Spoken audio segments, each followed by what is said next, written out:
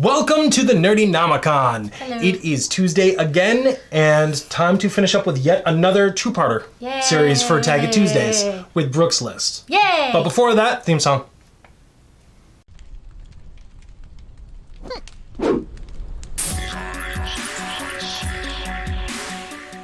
Alright, so we got a little bit of music going on here. Keep in mind, we are doing the 24-hour film festival challenge. So Brooke has come up with a list of movies that is going to span as close as we can to 24 hours. And what is your theme? High school romantic teen comedies. Alright, yours is far more original than mine, which was comic book movies. I wanted to save horror for October. I wanted to save, I had other themes, but I wanted to save comedies for the summer. I wanted to say, I probably never do superhero, because I don't love superheroes, but I wanted to save horror, which was my big one for for later. So I thought this would be a good one to start with, because we're going to do it again, and also it's probably one not a lot of people thought about, so. Exactly. Yay! So, let's cut the chit-chat and let's jump right into it. Okay. Starting at midnight. Well, the difference between me and Robbie's is I'm nice and gave everyone a half an hour break. I didn't. I just figured you guys are marathon. So I'm starting at midnight, so 12 o'clock. I picked Easy A, which is an hour and 32 minutes. It's probably one of my favorite. But you'll see most of these movies are actually from like the 90s, early 2000s. There are a few 80s, and there are a few slightly later. This is one of the later ones. But I love this movie. Emma Stone is a treasure. She really is. And I think it's an underrated movie. I feel like it kind of came and went, and I watched it again recently, and it's a good movie. Holds up. So, Easy A. And, you know, any excuse to hear that song, Pocket Full of Sunshine. I love that song. Okay. So starting at 1:32, Sugar and Spice, which is a cheerleading robbery movie. A bunch of cheerleaders rob a convenience store bank branch. Not a convenience, or not a grocery store. They rob the bank branch to pay for their pregnant friend who is pregnant. And I love this movie. It's dark humor. I feel like it's another one that gets ignored. And I think it's so funny. It's so funny, and it's really smart. And the girls are color coordinated, and they're all like different personality types. And there's James Marsden shows up in a lot of my movies. So yeah, he really does. What's up with that?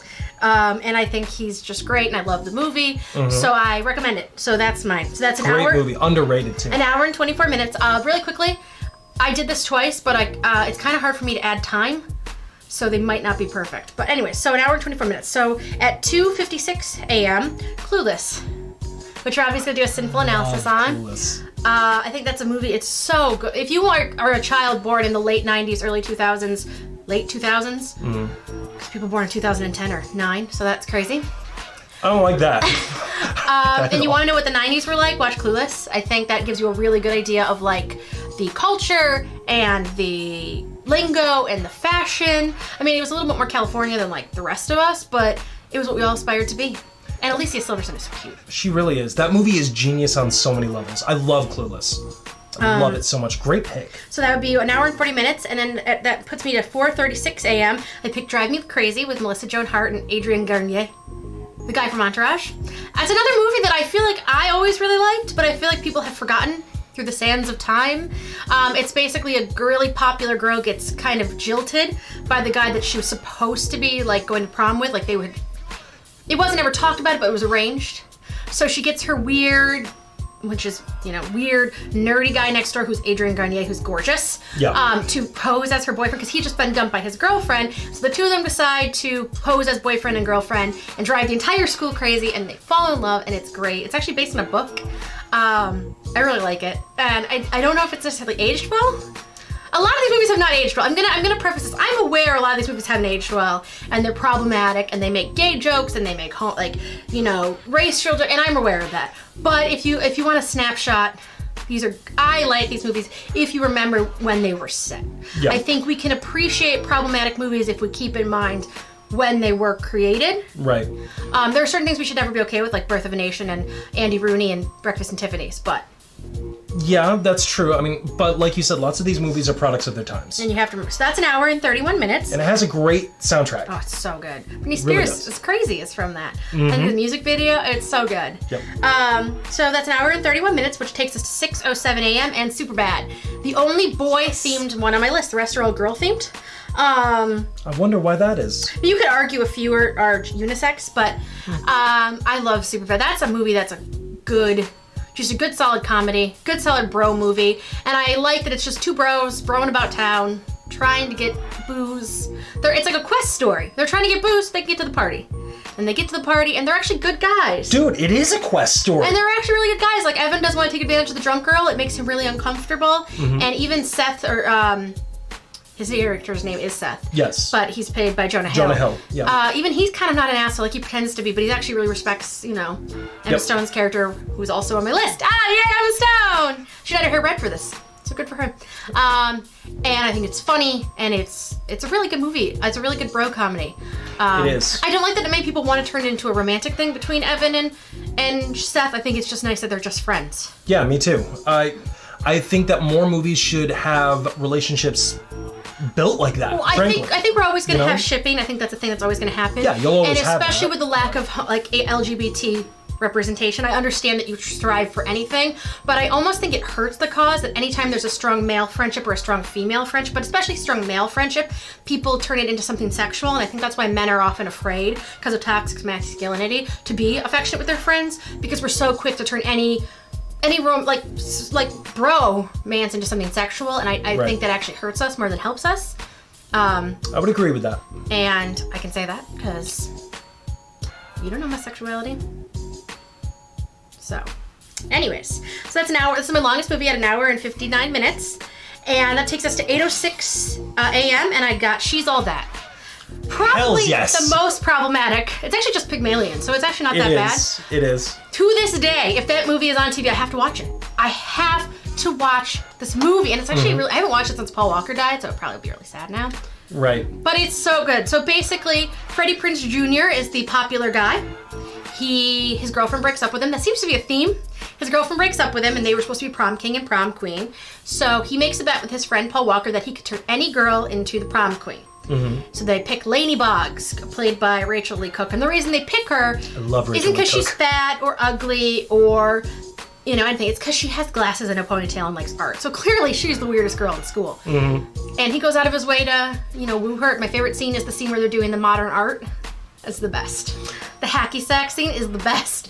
Oh, it's so good. This is probably in all honesty, my second favorite interpretation of Pygmalion. My first being Selfie. Yeah, definitely. So. It's like, it's a really encapsulating of its time, because there's literally a bully character wearing a shirt with a gun on it that says "Kill all artists," and it's clearly pre-Columbine, because that would not be allowed now. Yeah. I don't remember that. Yeah. They're making fun of one of the Culkins. I think Rory. Sounds about right. And it's just a good movie. Freddie Prinze Jr., Rachel Lee Cook, they fall in love. And you root for them, even though they're probably going to break up. But it doesn't matter, because they go to art school together and they're in love. Again, iconic soundtrack. It's great. It's a great one. So that is 1 hour and 37 minutes, which takes us to 9:43 a.m. And so I picked Mean Girls for this one. Classic tale. Mm-hmm. For those of you who don't know the plot, basically Lindsay Lohan's character is a homeschooled kid from Africa who comes to America because her mom gets a job at a college, and she just kind of navigates through something she's never been through before. And there's plastics. Rachel McAdams is in it. Who plays Janet C? And why is her name escaping me? Lizzie Kaplan. I love her. There's also Lacey Chabert. I don't care about her. Amanda Seyfried is in it, who's also amazing. And even Lindsay Lohan. But this is why it's such a tragedy to see Lindsay throw her life away, because she's a really compelling actress, and she's very good, and she's so pretty in this movie, and she has that husky voice. Why did she throw it all away? She was great.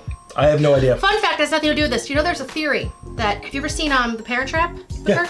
That it wasn't her, it was her and her twin died, and Disney covered it up and made her pretend she played both parts, and that's why she's so crazy.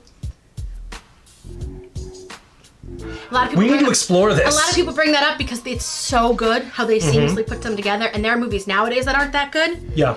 And it just seems like impossible for that time period to be that seamless, even with stand-ins. So there is a theory that it is that she had a twin who died, and that's why and her whole family was paid off by Disney to keep it quiet, and that's why she's insane. That would also explain why the parents are so insane. That's also why she made I Know Who Killed Me, which is about a twin dying. So I'm gonna fall down a rabbit hole. Anyway, so Mean Girls has nothing to do with that at all. But if you guys wanted an interesting little fact, that's mine. So I don't think I need to sell anyone on Mean Girls. I think most. It's amazing. So that's 1 hour and 37 minutes, which brings us to 11:20 a.m. And I picked The Breakfast Club.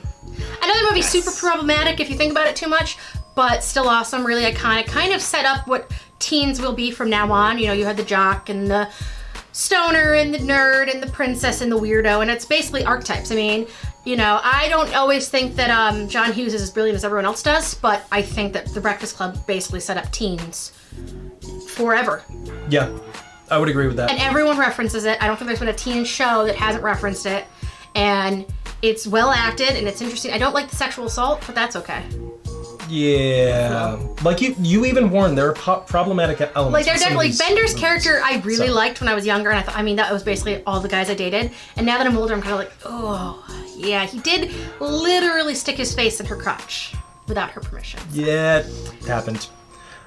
But it's a great movie. You should totally watch it. I love it. So that's an hour and 37 minutes, which finally brings us to 12:57 p.m.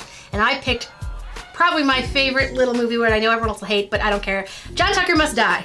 I love that movie. I love John Tucker Must Die. You know how I talked about how Clueless was like kind of the perfect movie for like that 90s? Well, John Tucker Must Die is the perfect movie for the early 2000s. From the hair, to the soundtrack, to the actors that are in it. Oh my God, it's so good. Sophia Bush, Ariel Kebbel, yep.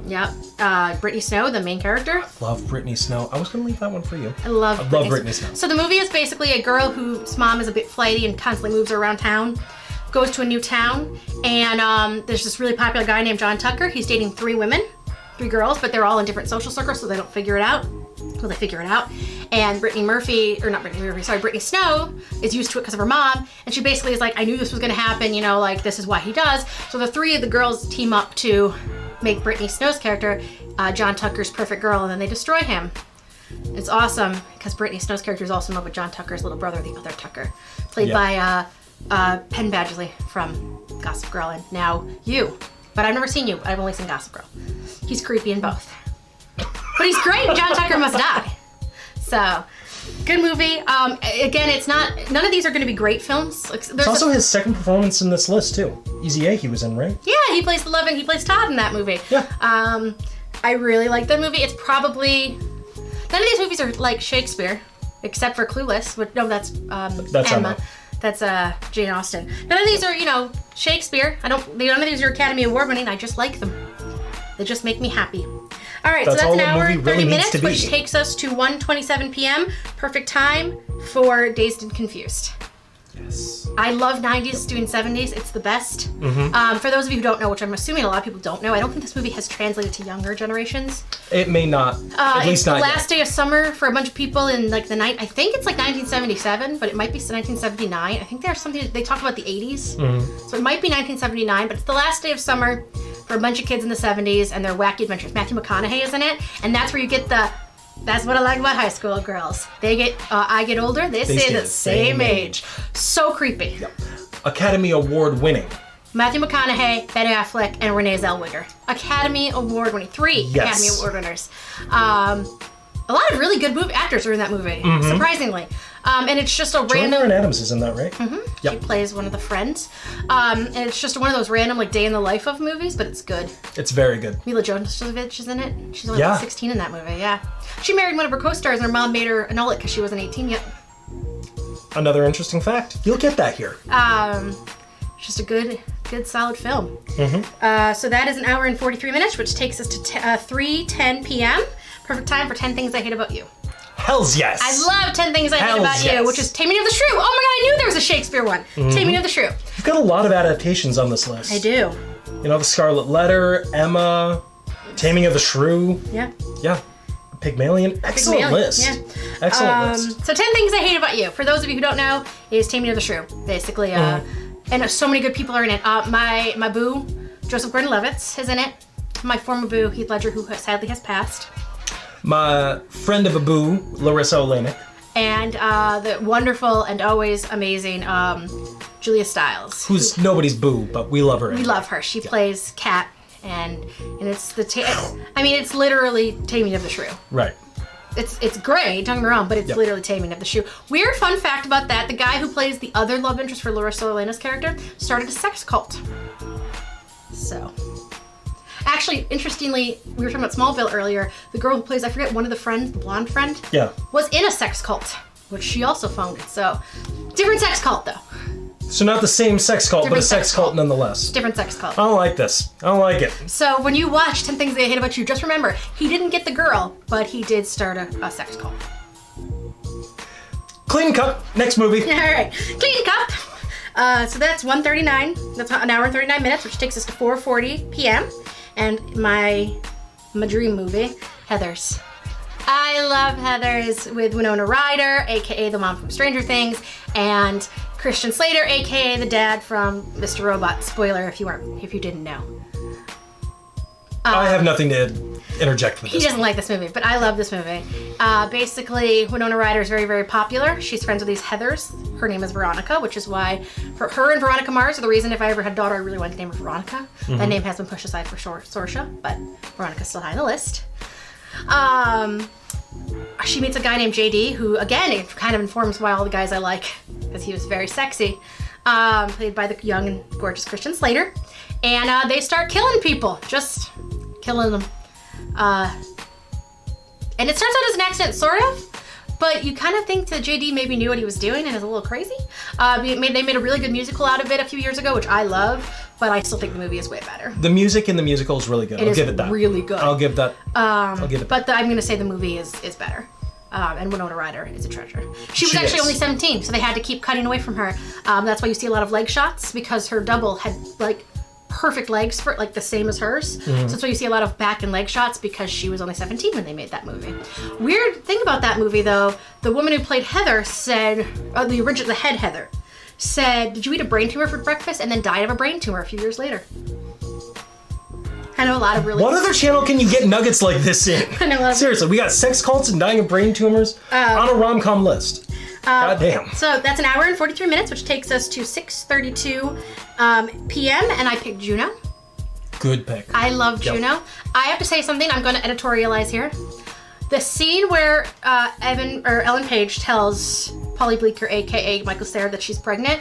Watch Michael Cera's face. That is a masterclass in acting. He literally has no lines, and you see every emotion ever. He literally goes from like, what? She's like, guess what? And he's like, what? I don't know. He thinks it's funny. And she's like, I'm pregnant. And literally, you go from the, what did she say? To, oh my God, to, and he does it, just subtle movement. Oh my God, it's a masterclass. And I think that's a really underrated performance. But he does a lot of really subtle things where he plays a guy who's not happy with the predicament he's in, but also isn't being a dick about it. He's not like, well, it's not my baby. He's like, whatever you need to do. Right. And I really like that. And I also like a teen movie where people aren't alienating the girl. They're kind of like, oh, okay. And she makes the right decision, which is to give it up for adoption, which I'm adopted. Nothing triggers me faster than people who push teenage girls not to adopt or give their babies or place their babies for adoption. So I love a movie that promotes adoption. That's fair. I really liked it, and I liked that you'd ever doubt that she's gonna do it. I mean, I guess there's kind of a scene, but I mean, she knew what she was gonna do. So I liked that movie. Also, the performances. Another really good cast: J.K. Simmons, Allison Janney, Ellen Page, Jennifer Garner, and Michael Cera, and Jason Bateman. Good. That's a good cast. That's a solid cast. Oh, and Elizabeth Thurby. She plays the friend. Solid class. And yet another second show up for Allison Janney too. Yeah. Okay, because she's in Sugar and Spice. She plays the friend. Third for Allison Janney. And she's also in 10 Things I Hate About You. Third for Allison Janney. Okay, so that's an hour and 36 minutes, which takes us to 8:08. And Lady Bird, probably the most recent. Yeah. Incredible movie. Incredible movie. I love this movie. Saoirse Ronan. If we had a daughter, her name would probably be Saoirse, so I like that name. Incredible film. So good. I can't even with her. It's such a good movie. If it's just like, if you're wondering what it is, it's the last year of a girl's, it's a senior year of a girl from the beginning to the end, and then her beginning of college, just like a life study. Yeah. It's a slice of life movie, which some people don't like, but I do. I think they're hard to write though. You gotta really write good characters, and that's why a lot of people don't like them, because they can get boring if the characters suck, but I love it. Yeah, this movie was better than I gave it credit for. You went to go see this with your mom. I did! I really had no desire to see it. Then you kept on talking it up. It became available on Prime, which I think it still is. I would watch it. It's so good. I highly recommend this movie. Yeah. It's incredible. Far better than I thought it was going to be. And, okay, so that's an hour and 35 minutes, which gives us to 9:43, which is our last movie at Say Anything, which is probably the best of all these movies. I mean, people will fight me on that, but John Cusack is in it, Ione Skye is in it, and it is so good. I love the movie where basically Diane Court, who's the girl, Ione Skye, is this high achiever who's going away to a fellowship in England at the end of the year, or the end of the summer. Lloyd Dobler, played by the amazing John Cusack, is a guy who's had a crush on her. He asks her out on the last day of school, and they go out and they fall in love basically right away. And her dad is not happy with it because her mom and her dad got divorced and she picked her dad. And he doesn't think that Lloyd is good enough for her. He's kind of a slacker. He wants to be a professional kickboxer. And his whole thing is he just wants to be with Diane. He just loves Diane. And then it turns out the dad is embezzling funds from the place where he works, and he goes to prison. And he convinces Diane Court's character to break up with Lloyd Dobler. And then there's a really sad, there's the boombox scene, which is great. And John Cusack hated filming it. He thought it was the worst because that boombox was freaking heavy. And he did not like holding it. But it's become iconic. He's happy he did it now, but he said he absolutely hated it. And it's just great.